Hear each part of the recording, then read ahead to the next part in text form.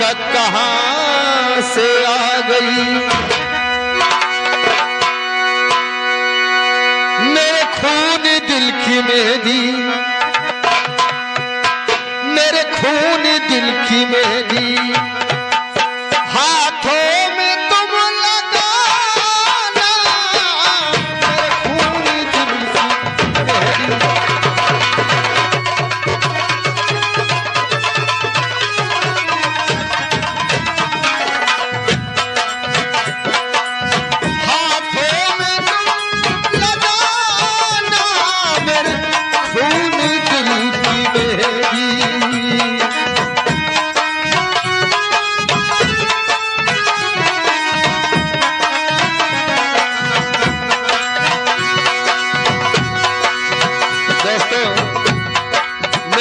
दिल की मेहंदी हाथों में तुम लगाना, मेरे खून दिल की मेहंदी हाथों में तुम लगाना, मेरे खून दिल की मेहंदी हाथों में तुम लगाना।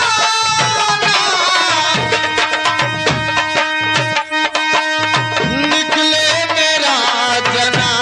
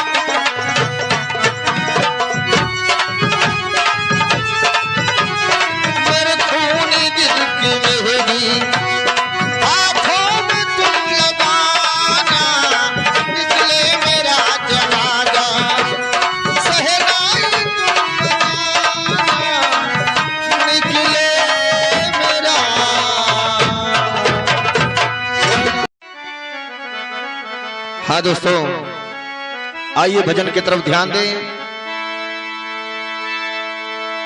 ये जो हमारे आर्गन पे संगत दे रहे हैं हमारे मोहम्मद अकरम जी, जुआराई के निवासी, और नकारा पे संगत दे रहे हैं हमारे छोटू मास्टर ग्राम दिफड़िया, और नाल पर संगत दे रहे हैं हमारे राजेश विश्वकर्मा साहब, ये ग्राम दिफड़िया। अब हमारी तरफ से आइए, एक छोटा सा निर्गुण भजन है, शांति मना करके सुने। कैसे? हमें आशा और विश्वास है कि आप लोग को बहुत बढ़िया पसंद आएगा। आप लोग शांति मनाकर सुने। कैसे? अरे बारी मोरिया बही उमरिया, बारी मोरी अबही उमरिया, विधाता दिन धाई दिहलेरा, सजना सयान हम नदान, सजना सयान हम नदान, त कैसे के गवाना जाइए राम, सजना सयान।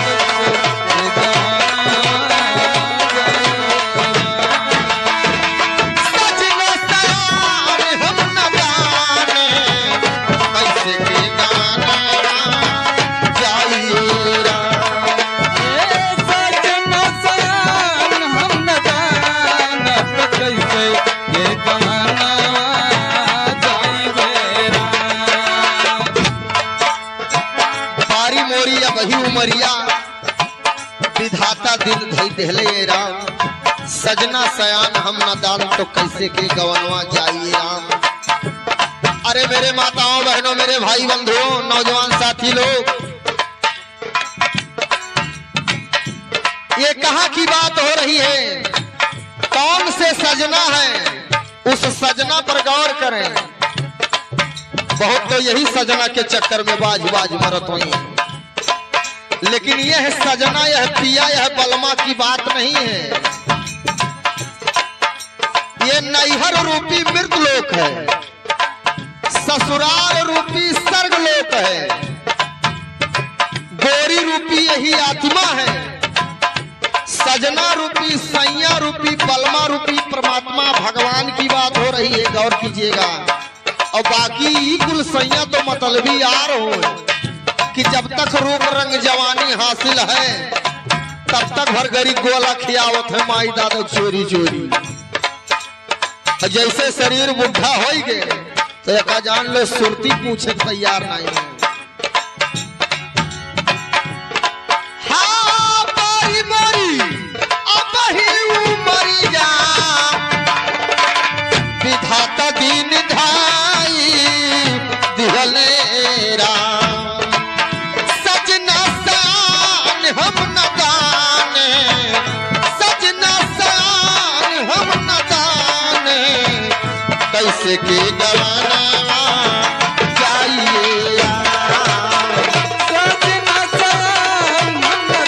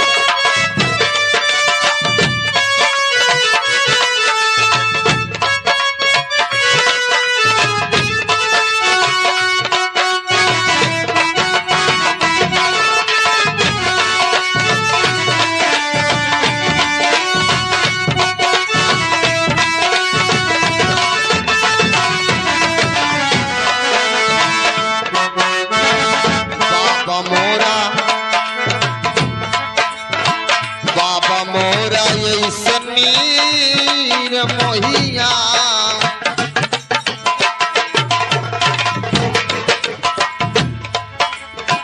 बाबा मोरा, अरे बाबा मोरा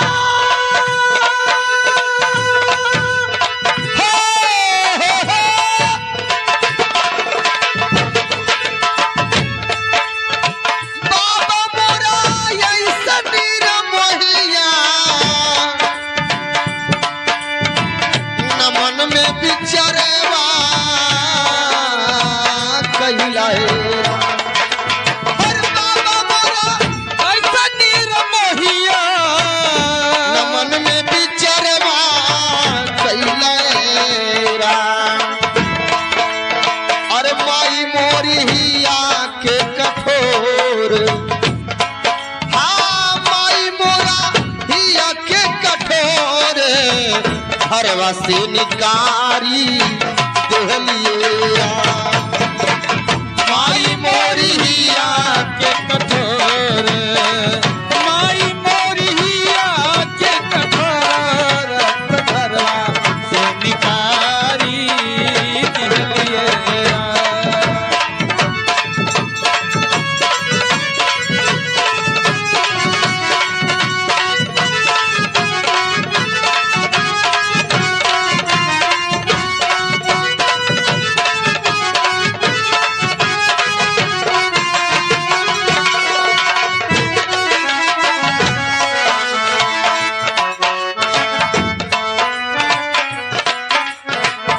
नैहरा में गुण नाही सीखली आ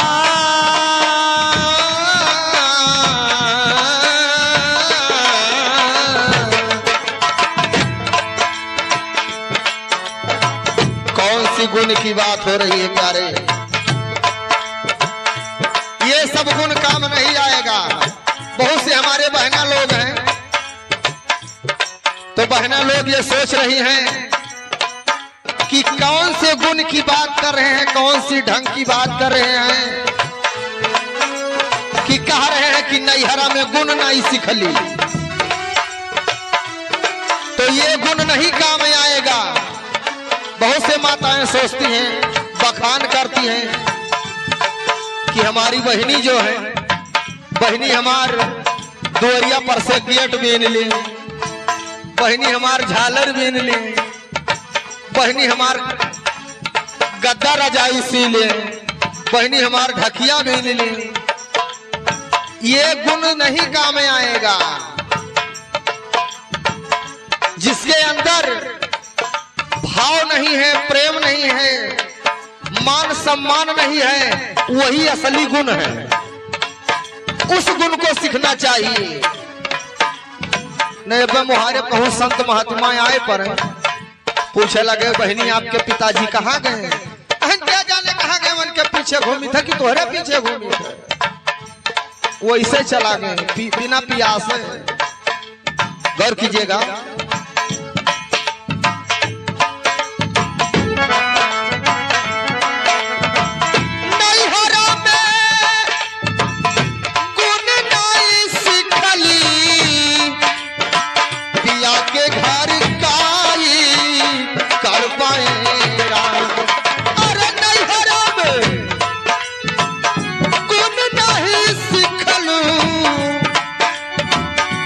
के घर का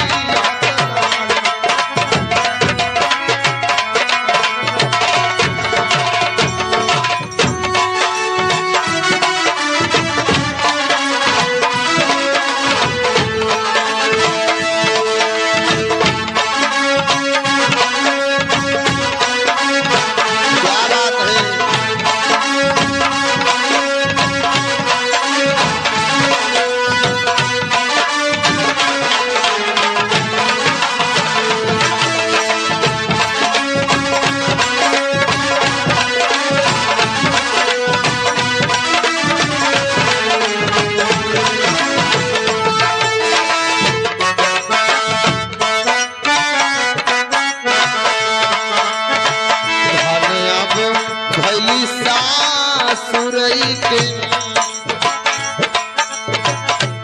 अरे धन अब भइली नीर ससुरैतन धन अब भइली ससुरैतन लौट फिर न आई दिया धन अब भइली ससुरैतन लौट फिर न आई दिया साहेब कबीर निर्गुण गावल साहेब कबीर निर्गुण गावले काके समझा लहेरा साहेब कबीर निर्गुण गावले काके समझा लहेरा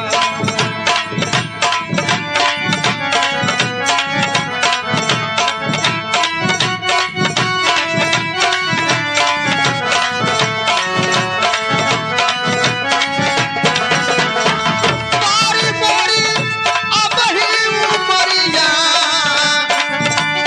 विधाता दीन धाई इहलेरा सजना सयान हम नदान सजना सयान हम नदान कैसे के गाना जाइए सजना सयान हम नदान कैसे के गाना जाइए कैसे के गाना कैसे के गाना